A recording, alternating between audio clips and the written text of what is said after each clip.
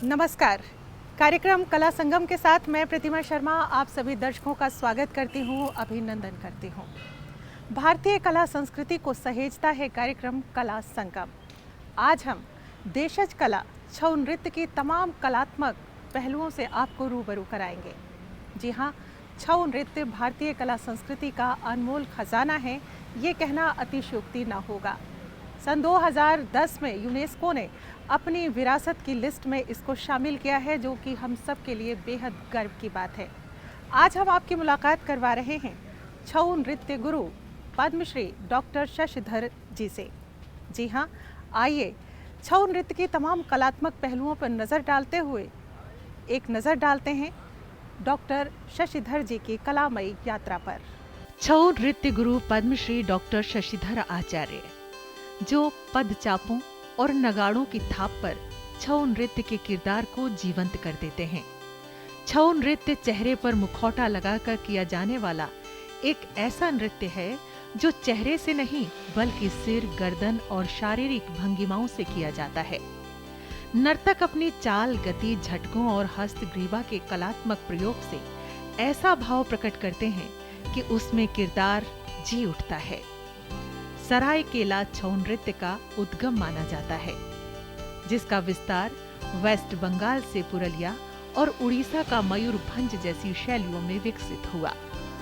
छऊ नृत्य को वैश्विक विरासत के रूप में यूनेस्को ने धरोहर स्वरूप सहेजा है। छऊ नृत्य में उन्होंने अपने आप को समर्पित किया है। कलाकार और शिक्षक के दोनों ही रूप में उत्कृष्ट सेवाएं प्रदान कर रहे हैं। प्रथम छऊ नृत्य की तालीम आपने अपने पिता श्री लिंगराज आचार्य जी से प्राप्त की।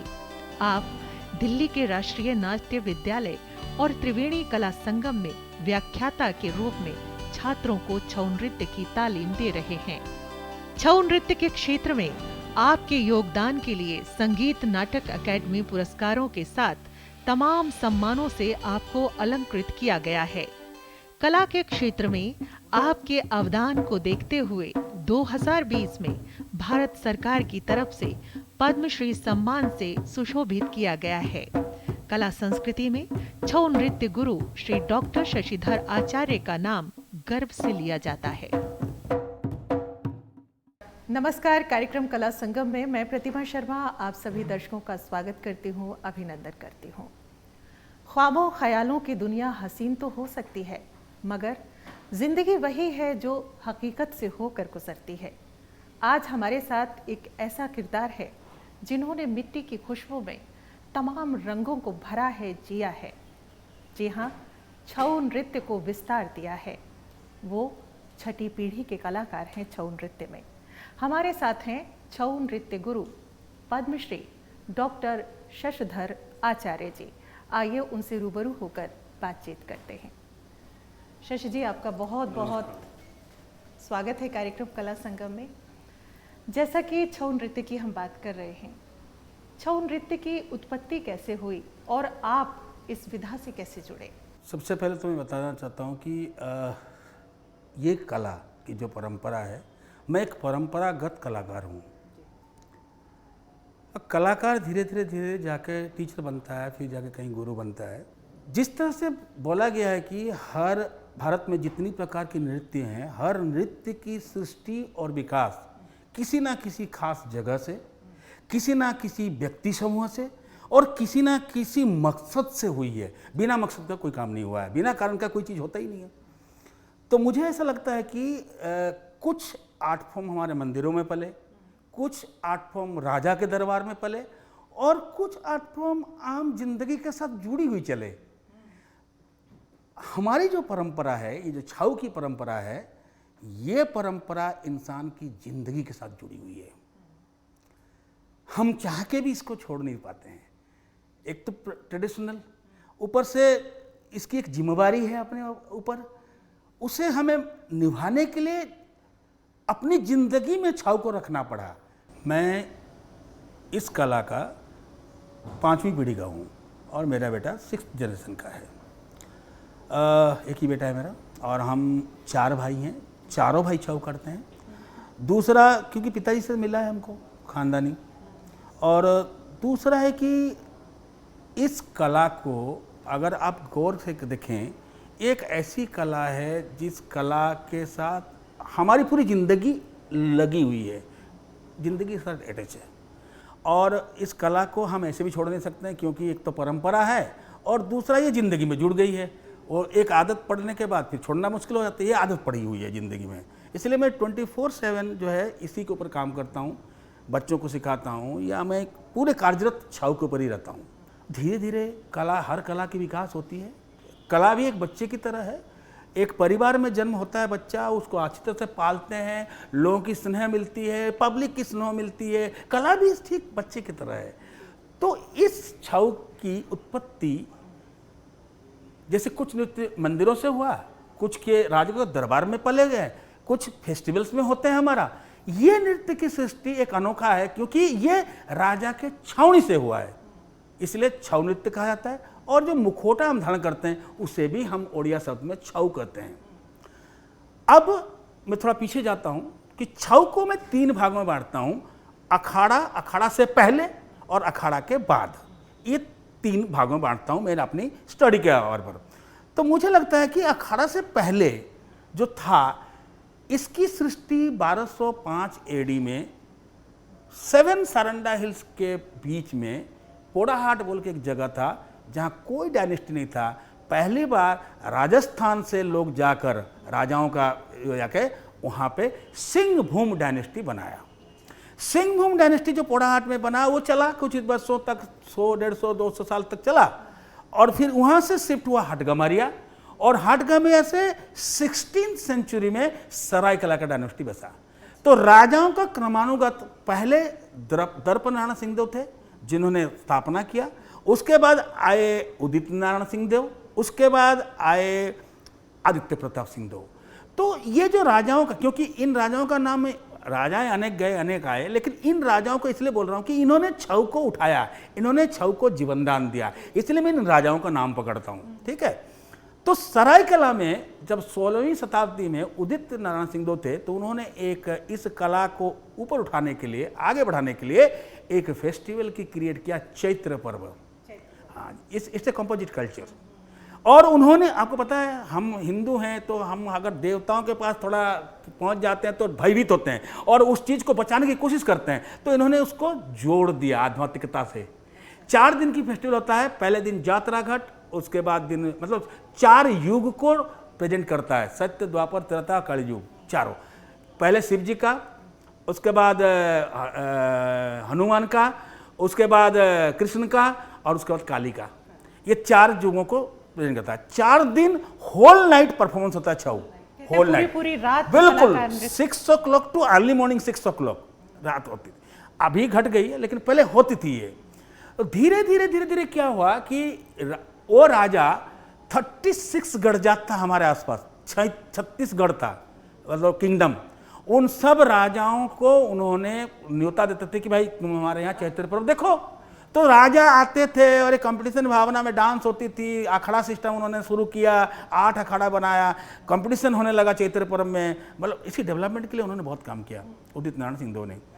तो वो राजा आते थे, उनको अच्छा लगता था। देखिए कोई भी चीज़ अच्छा लगता है तो हम बोलते हैं ना, पेड़ भी देखते हैं, अरे यार इसका डाली में उग जाता है क्या, तो डाली थोड़ा काट के दो, हम अपने घर में उगा देंगे, तो उग जाती है वो फूल, है ना।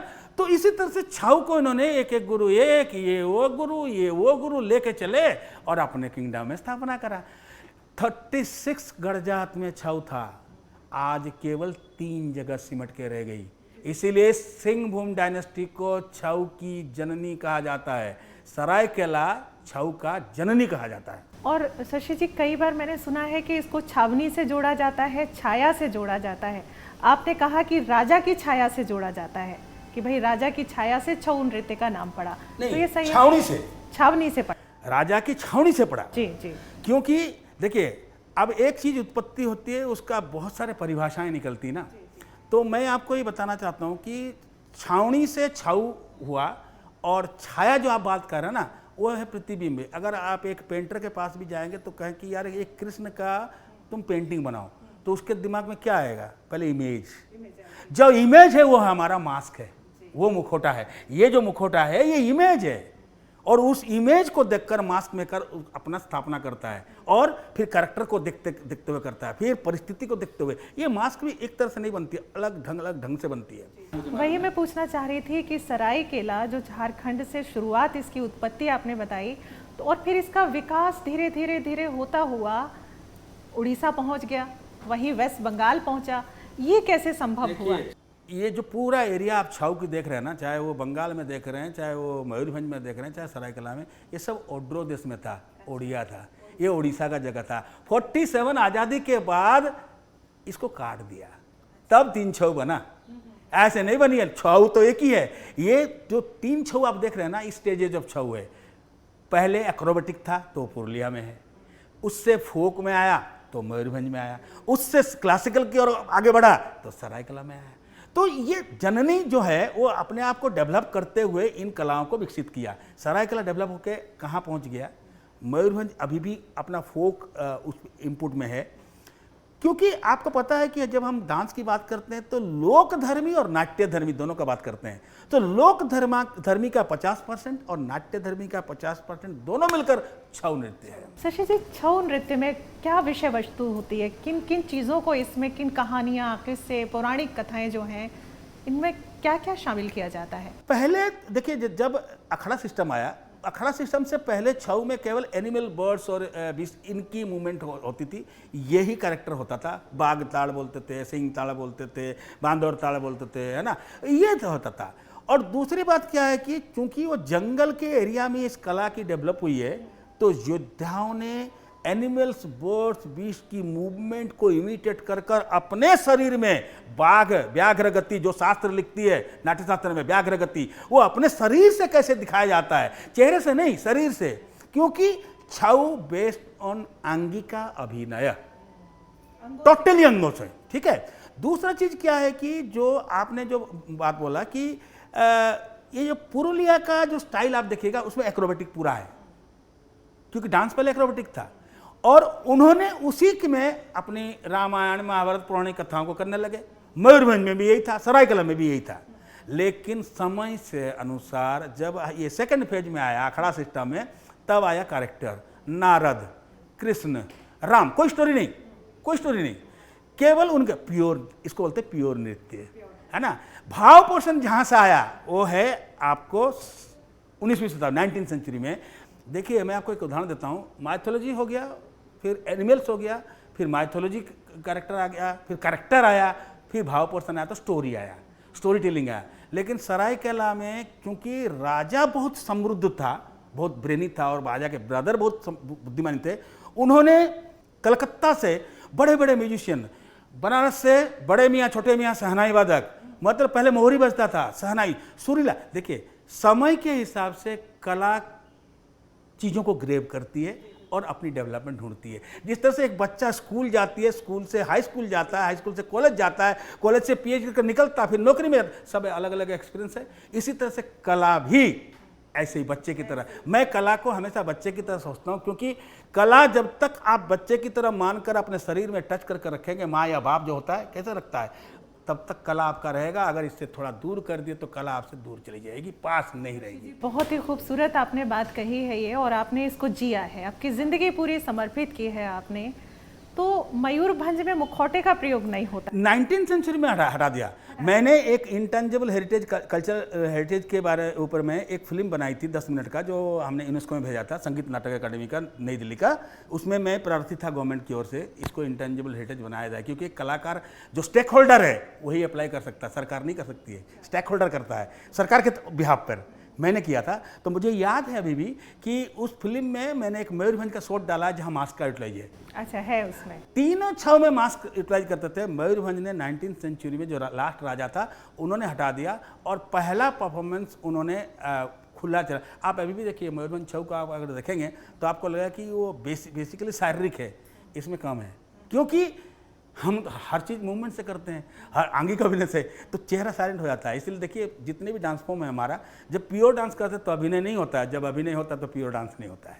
जबकि कहा जाता है कि छऊ नृत्य में मुखौटे का सबसे बड़ा काम होता है, कि वही प्रदर्शित करता है कि वो किस किरदार को जी रहा है, और मयूरभंज में ऐसा नहीं है, इसमें कोई मुखौटा नहीं है। पुरुलिया में भी है, मेकअप है। हाँ, पुरलिया में टोपर जो है बहुत बड़ा होता ये है ना, देखिए मुखौटा और मतलब मेकअप ये सब आहार के अंदर आता है। नाट्यशास्त्र कहती है कि अगर मुझे रावण बनना है, अब मैं पतला हूं तो मुझे रावण की तरह गेटअप लाने के लिए वस्त्र परिधान करना पड़ेगा, मेकअप करना पड़ेगा, बड़ी बड़ी मुस्टच बनाना पड़ेगा।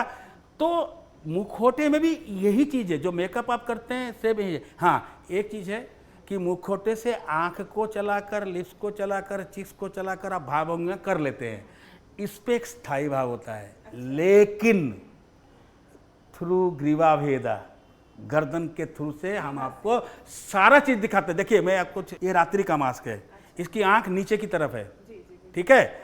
आप देखिए ये मैं यहाँ हूँ, मेरा गर्दन यहाँ है। जब मुझे कोई विगरस रूप दिखाना है तो मैं मास्क को ऐसे उठा देता हूँ, तो ये आंखें खुल जाती है मेरा। तो मेकअप और मास्क में कोई इतना डिफरेंस नहीं है कि आप उसको कहें ये आहार्य है। और आहार्य हमेशा एक कैरेक्टर को दर्शाता है, कॉस्ट्यूम भी दर्शाता है, मेकअप भी दर्शाता है, प्रॉपर्टी भी दर्शाता है। राम के पास धनुष नहीं है। जब हम बात करते हैं कि जब हम करेंगे छाऊ में तो हम धनुष के साथ करेंगे, लेकिन जब अदर डांसेस करेंगे तो वो ऐसा शिखर दिखा के इसको धनुष बनाते हैं, इसको तीर बनाते हैं ना। हम धनुष नहीं दिखा, हम ओरिजिनल धनुष प्रॉपर्टी की यूटिलाइज करते हैं ताकि कैरेक्टर और खिल के निकले। रावण का 10 सिर नहीं है। आपको अगर मेकअप के साथ में 10 सिर ला सकता हूँ क्या? नहीं ला सकता हूँ। उसके लिए मास्क यूटिलाइज करते हैं ना। दूसरे डांस फॉर्म की भी बात कर रहा हूँ मैं। तो मुखौटों के प्रयोग भारत में पहले से है। हमारे मिलिट्री अभी भी आप देखिएगा, अभी भी जो ग्राउंड फोर्स है वो यहाँ ग्रीन लगाकर, यहाँ लगाकर बांध के पत्ता लड़ाई करती है। क्यों करती है? क्योंकि दुश्मनों को उस इन्वायरमेंट में वो लोग छुपे हुए हैं, वो जानने नहीं देना है, इसीलिए करती है। तो क्या वो मास्क नहीं है? जब चोर आपके घर आता है मुंह बांध के आता है, वो मास्क नहीं है क्या? तो मुखौटा जिंदगी के साथ जुड़ी हुई है, एकदम जुड़ी हुई है। इसीलिए हमें इस डांस से कोई परहेज नहीं है। जो आप खुला चेहरा में करते हैं वो हम मास्क पर में करते हैं। पूरी तरीके से एनर्जी का इसमें समावेश किया जाता है, क्योंकि शरीर की भंगिमाएं जो होती हैं वो इस नृत्य की मेन चीज होती है। जब हम सीखते हैं तो इसकी जो शुरुआत वाली कार्यक्रम है, हमारे गुरुओं ने हमें एक साल तक केवल डांस नहीं सिखाया, केवल शारीरिक के बारे में बताया। मैं आपको बता सकता हूँ कि कौन सा शरीर को किधर मोड़ेंगे तो टूट जाएगा, किधर मोड़ेंगे तो नहीं टूटेगा, कौन फ्लेक्सिबल है, कौन फ्लेक्सिबल नहीं है। ये शरीर के बारे, पूरा बॉडी की एनाटॉमी में पढ़ाई जाती है। अभी तो हम पढ़े लिखे हो गए। मेरे पिताजी ने तो नाट्यशास्त्र नहीं पढ़ा होगा, हमने जरूर पढ़ा, लेकिन मेरे पिताजी ने जो करते हैं वो सारा शास्त्र में है। शास्त्र के विहीन, देखिए फोक लोक नृत्य बोलते हैं ना हम लोग, वो भी शास्त्र में है। और शशि जी, लोक नृत्य के साथ साथ ये सेमी क्लासिकल भी कहा जाता है, क्योंकि इसको सीखने में वक्त लगता है। और आप तो क्लासेस दे रहे हैं बच्चों को। देखिए क्लासिक, आप जो बात करते हैं ना, हम लोग जो भारत में बात करते हैं कि क्लासिकल शब्द हमारा नहीं है, हमारा शास्त्रीय शब्द है। क्लासिकल वेस्टर्न है, वेस्टर्न शब्द है।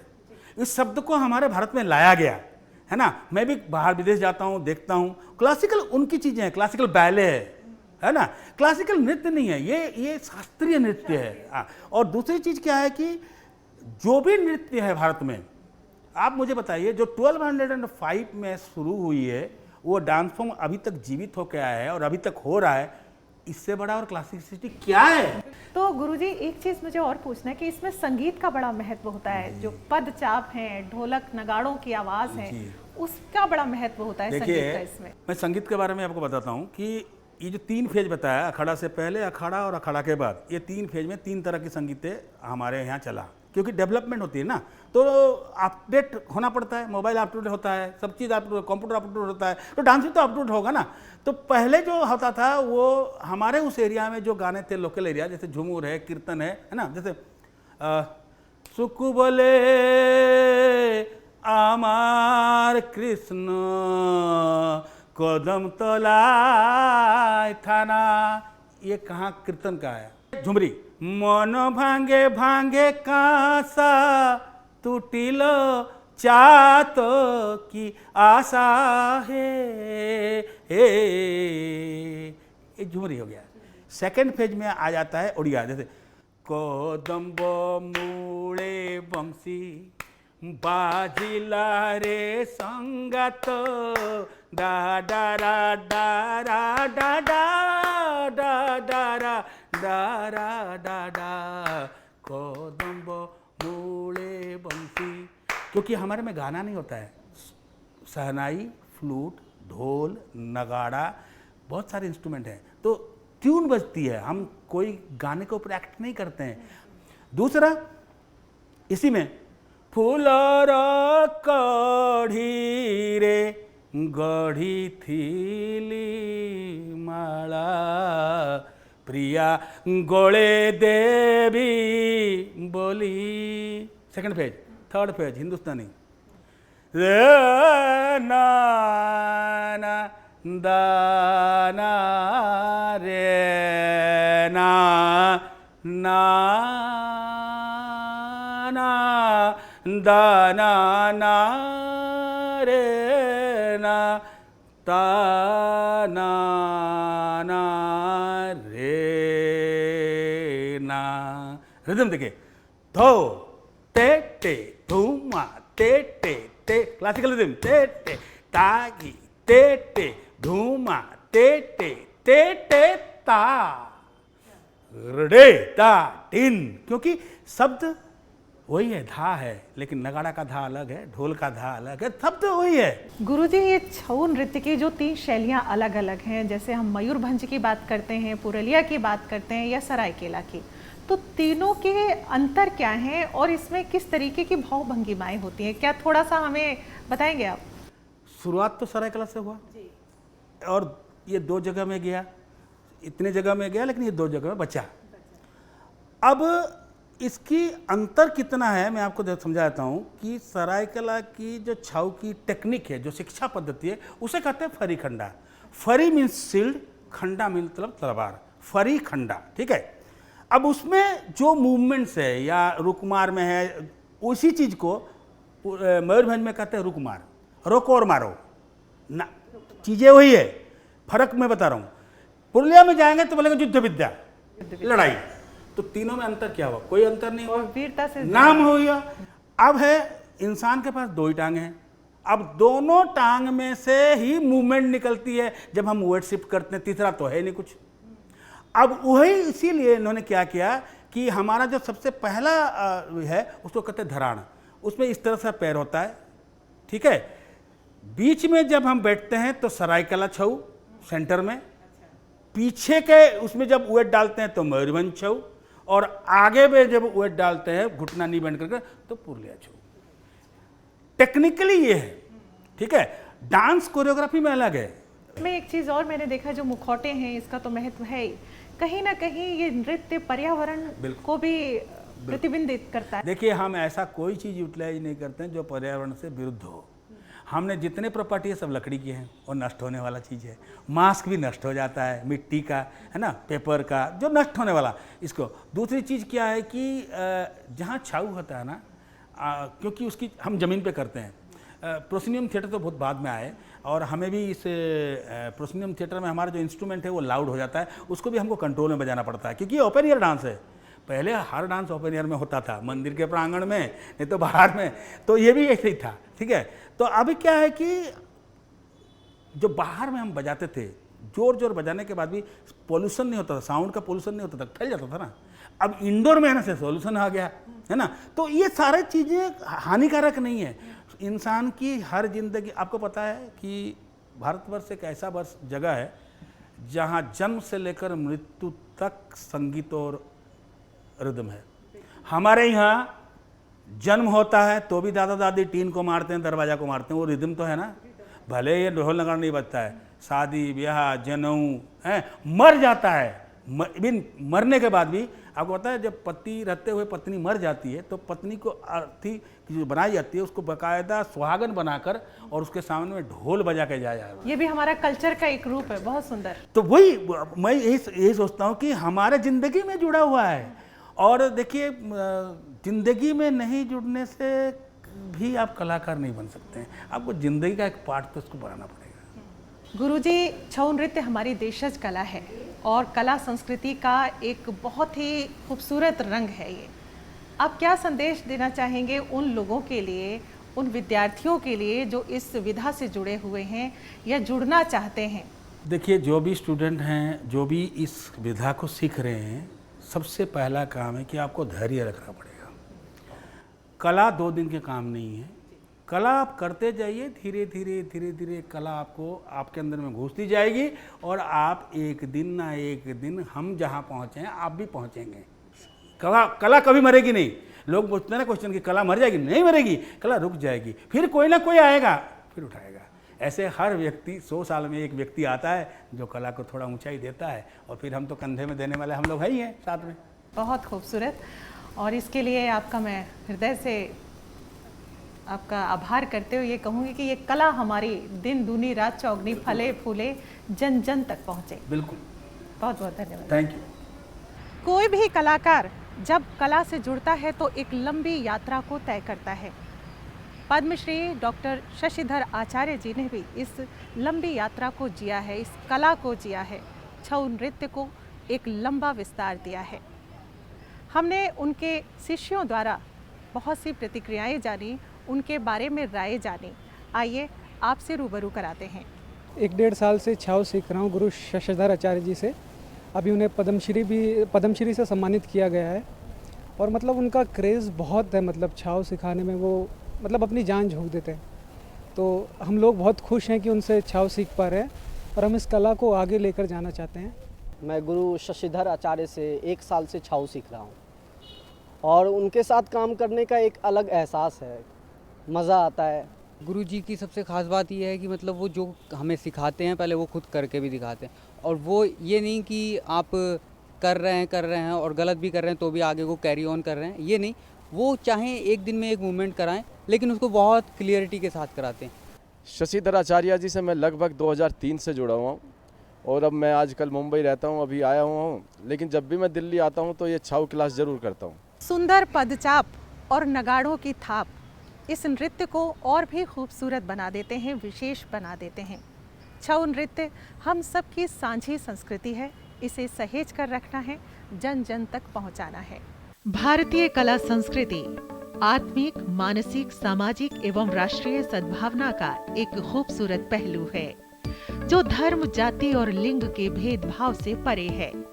आज के दौर में जहां किन्नर की जिंदगी को तमाम कठिनाइयों से गुजरना पड़ता है, वहीं मानसिक यातनाओं को भी झेलना पड़ता है।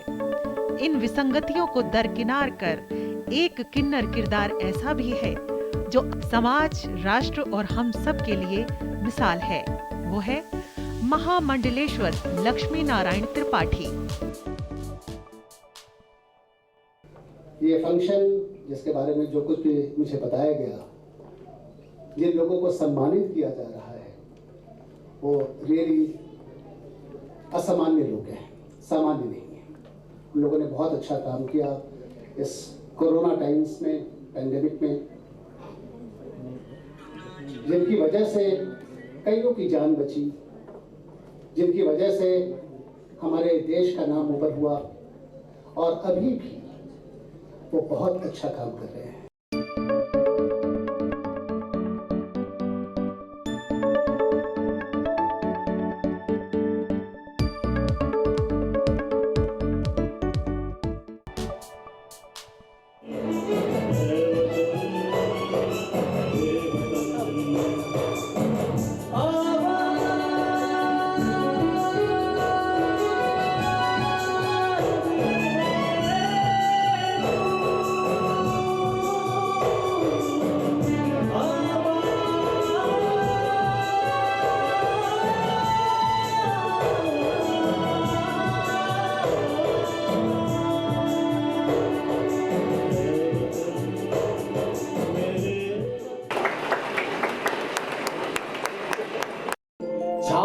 तिलक सब चीनी रे मुझसे ना मिला के, चाप तिलक सब चीनी मुझसे ना, नैना जी मुझसे नैना, नैना मैं चाहूँगा साथ साथ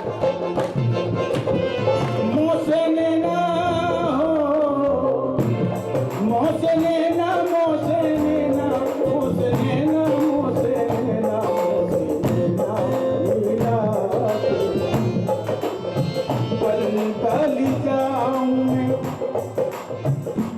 पल जाऊं मैं तोरे रंग रे जुआ, पल पल जाऊं मैं तोरे रंग रे जुआ, अपनी सी रंग दी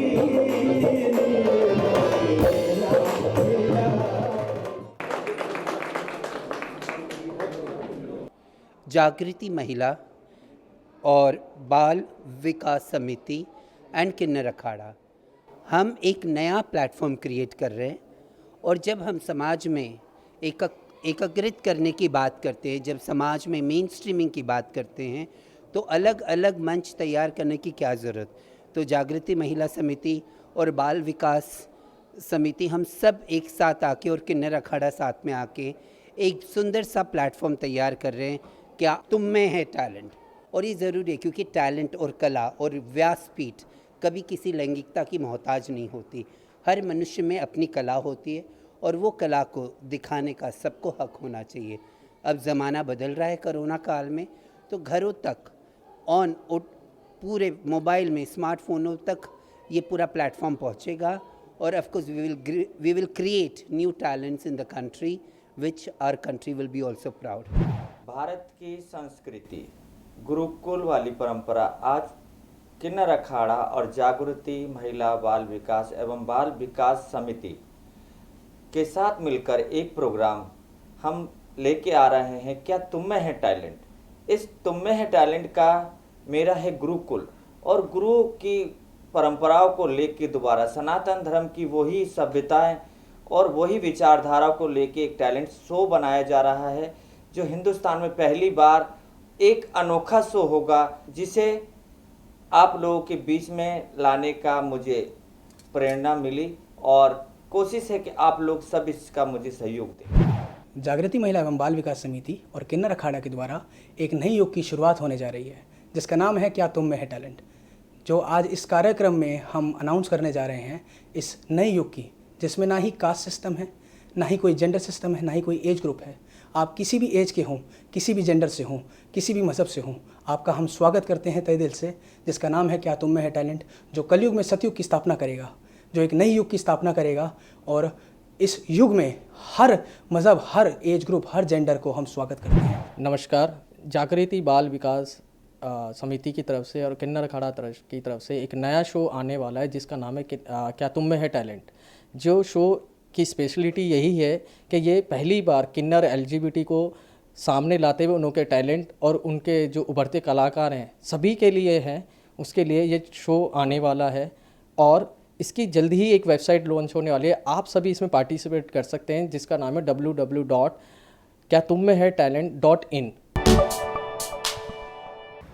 कार्यक्रम कला संगम के अगले अंक में एक और कलात्मक रंग के साथ हम रूबरू होंगे।